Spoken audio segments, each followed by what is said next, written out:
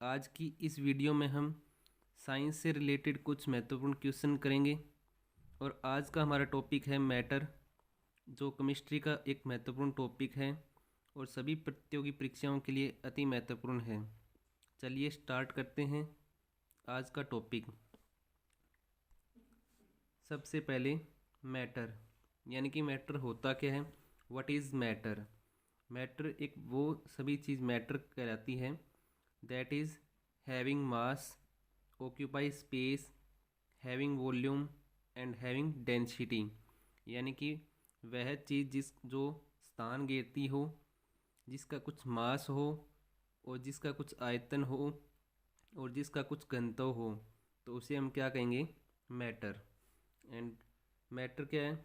और अगर पूछा जाए कि क्वांटिटी ऑफ मैटर क्या होती है, तो क्वांटिटी ऑफ मैटर मोल होती है।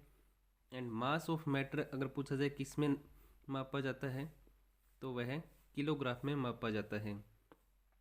मास इज क्या है कि मास एक इंडिपेंडेंट क्वांटिटी है, क्योंकि हम मास को चेंज नहीं कर सकते। अगर आप कोई किसी भी चीज़ को यहाँ पृथ्वी पर मापते हो या किसी अन्य ग्रह पर ले जाके मापते हो, तो उसका वेट चेंज हो सकता है, मास कभी चेंज नहीं होता।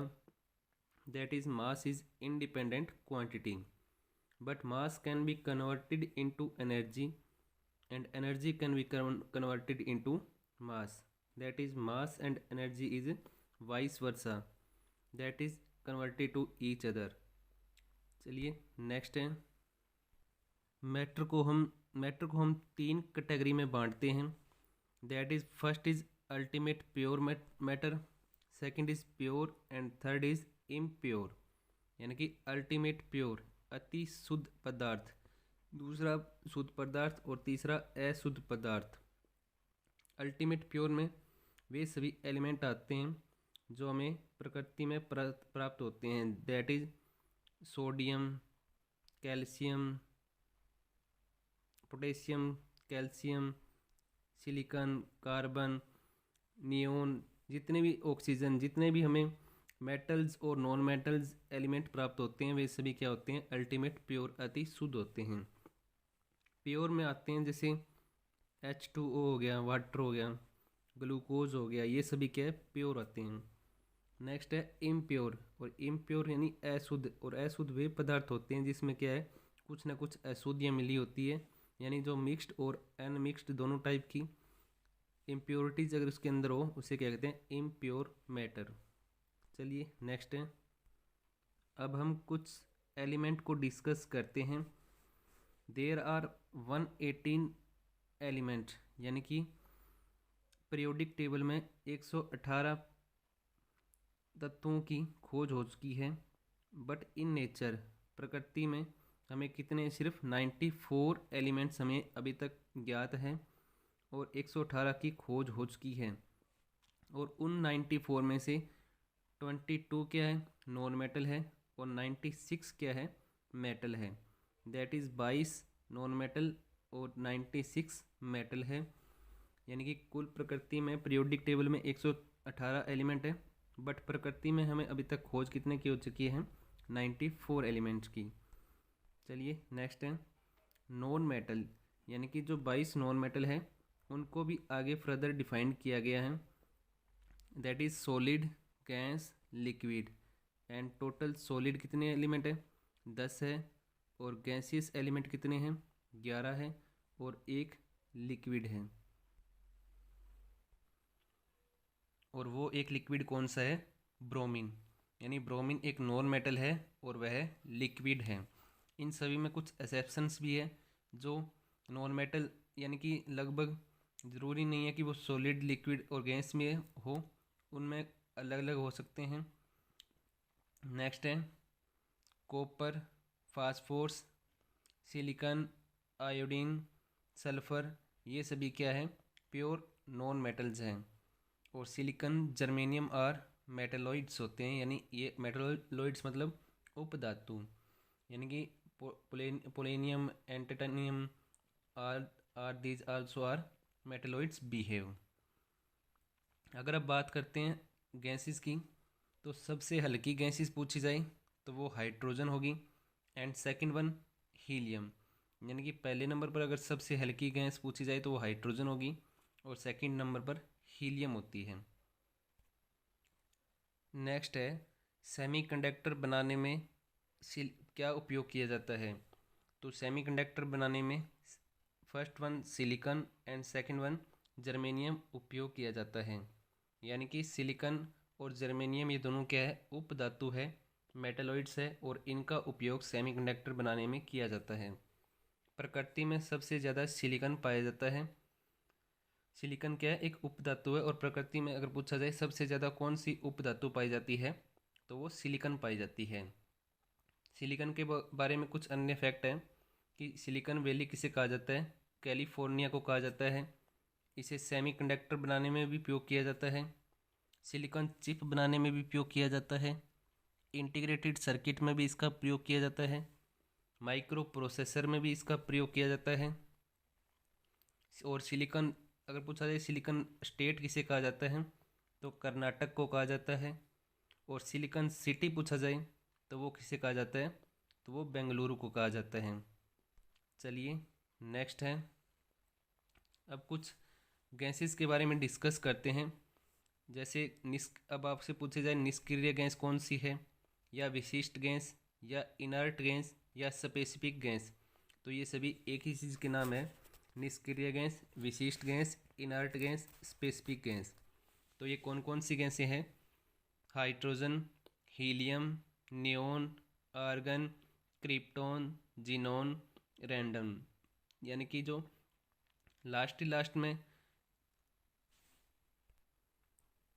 यानी कि 18वें ग्रुप की जो भी एलिमेंट्स है उन्हें क्या कहते हैं, इनर्ट, स्पेसिफिक या निष्क्रिय गैसें। अन्य कुछ महत्वपूर्ण फैक्ट पढ़ते हैं। अगर सबसे भारी गैस पूछा जाए तो वो कौन सी होती है, रेडोन। तो रेडोन सबसे भारी गैस है। सबसे हल्का एलिमेंट पूछा जाए तो वो कौन सा होगा, हाइड्रोजन। और सबसे भारी एलिमेंट पूछा जाए तो वो कौन सा होगा, रेडोन। अगर सबसे हल्का नॉन मेटल पूछा जाए तो वो हाइड्रोजन होगा। और सबसे भारी नॉन मेटल पूछा जाए तो वो रेडोन होता है। अगर सबसे भारी मेटल पूछी जाए तो वो ओस्मियम होगी। और सबसे हल्की मेटल पूछी जाए तो वो लिथियम होगी। यानी कि ये दो मेटल्स के बारे में है, ये नॉन मेटल्स के बारे में, और ये सभी एलिमेंट्स के बारे में है। अगर एलिमेंट्स के बारे में पूछे जाए तो हमें ये आंसर देना है, दैट इज़ सबसे भारी गैस रेडोन, सबसे हल्का एलिमेंट हाइड्रोजन, सबसे भारी एलिमेंट रेडोन। और अगर नॉन मेटल में पूछा जाए सबसे भारी और हल्का, तो भारी कौन सा है, रेडोन है, और हल्का कौन सा है, हाइड्रोजन। और नॉन मेटल में पूछा जाए भारी तो ओस्मियम है, और सबसे हल्की मेटल कौन सी है, लिथियम है।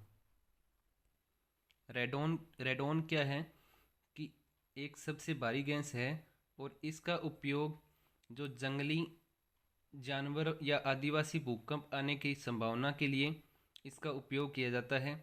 कैंसर के इलाज में भी इसका उपयोग किया जाता है। और भूकंपीय तरंगे जब प्रोड्यूस होती है तो उनके साथ साथ क्या है, रेडोन गैसें भी उत्सर्जित होती है। वायुमंडल में सिर्फ 5 निष्क्रिय गैसें मिलती हैं, बाकी जो गैसें निष्क्रिय वो क्या है, वायुमंडल से बाहर मिलती हैं। चलिए नेक्स्ट है, कुछ अन्य फैक्ट्स हैं। वायुमंडल में सबसे ज़्यादा विशिष्ट गैस, अगर आपसे पूछे जाए वायुमंडल में सबसे ज़्यादा विशिष्ट गैस कौन सी पाई जाती है तो इसका आंसर आएगा आर्गन। वायुमंडल में सबसे ज़्यादा सामान्य गैस पूछी जाए तो वो कौन सी है, नाइट्रोजन। वायुमंडल में सबसे हल्की विशिष्ट गैस पूछी जाए तो वो कौन सी होगी, हीलियम। वायुमंडल में सबसे कम विशिष्ट गैस पूछी जाए तो वो होगी हीलियम। और वायुमंडल में सबसे कम सामान्य गैस पूछी जाए तो वो कौन सी होगी, हाइड्रोजन। यानी कि हाइड्रोजन क्या है, वायुमंडल से बाहर यूनिवर्स में पाई जाती है।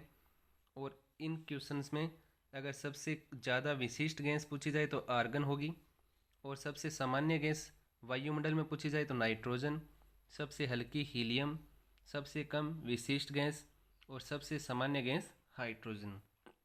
अगर वायुमंडल में सबसे हल्की पूछी जाए तो हीलियम होगी, और वैसे सबसे हल्की पूछी जाए तो हाइड्रोजन होगी, क्योंकि हाइड्रोजन वायुमंडल में नहीं पाई जाती, वायुमंडल से बाहर यूनिवर्स में पाई जाती है। और नेक्स्ट, सामान्य सबसे भारी गैस कौन सी है? CO2। चलिए नेक्स्ट है कुछ अन्य फैक्ट्स। वायुमंडल में सबसे ज़्यादा कौन सी गैस पाई जाती है?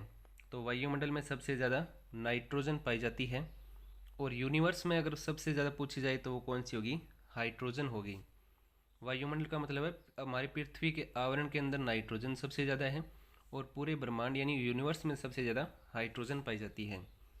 नेक्स्ट है, अगर भूप्रपट्टी में सबसे ज़्यादा गैस पूछी जाए तो कौन सी होगी?